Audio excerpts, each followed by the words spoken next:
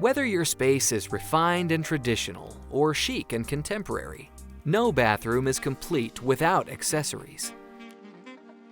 But where you install accessories is just as important as how they look. Knowing a few key guidelines can help you determine the best place for each accessory. Start simple by adding a place for towels. Towel bars and rings are usually installed 48 inches from the floor.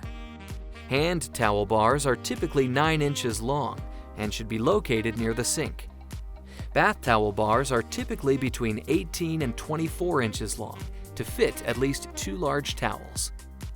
Place a towel bar next to the shower or tub for easy reach. Position paper holders 8 to 12 inches in front of the toilet rim and 26 inches from the floor. For a quick and easy refill, choose one that pivots from Moen. Mirrors should be hung at least 2 inches above the vanity and at least 4 inches down from the ceiling. Place robe hooks on the back of the door or on the wall about 60 inches from the floor.